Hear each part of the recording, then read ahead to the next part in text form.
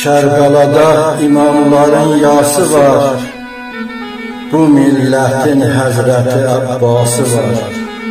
Matəmə kənardan etmə tamaşa, gəlib cemaatla dayan yanaşa.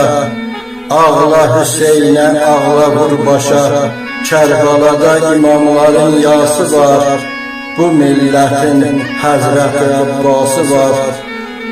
Nəhləti tək gülüb şadlıq eləmə, əza saxla sarıl ginən ələmə. Belə gündə gülünç olma aləmə, Kərbalada imamların yası var, bu milletin Həzrəti Abbası var.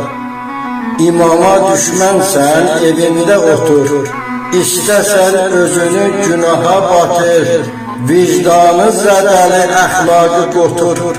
Kərbalada imamların yası var, bu milletin Həzrəti Abbası var. Buludlardan torpaq üstə qan yağır, dara düşsən Əbəlfəzi sən çağır. Allah yanda məqamı dağdan ağır, Kərbalada imamların yası var, bu milletin Həzrəti Abbası var. Onlar bizlər üçün canından keçdi, əhli əyalından, qanından keçdi. Hüccət tamamlandı, dünyadan köçdü, Kərbalada imamların yası var, bu milletin Həzrəti Abbası var. Xeymələr talandı, şəhid oldular, cəsədləri qumlar üstə qaldılar.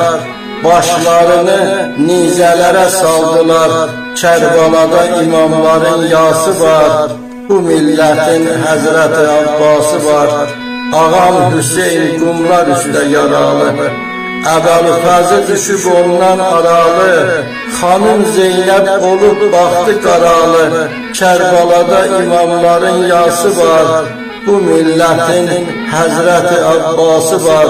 Çağır, çağır ağam Əli haraya gəlsin, xəbər ver Fatmə-i Zəhraya gəlsin.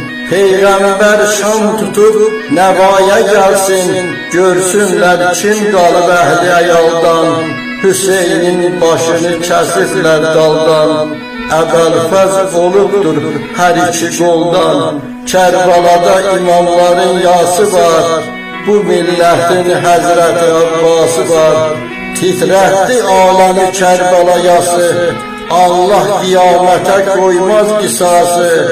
Abbasam, ağlaram Həzrət Abbası, Kərbalada imamların yası var.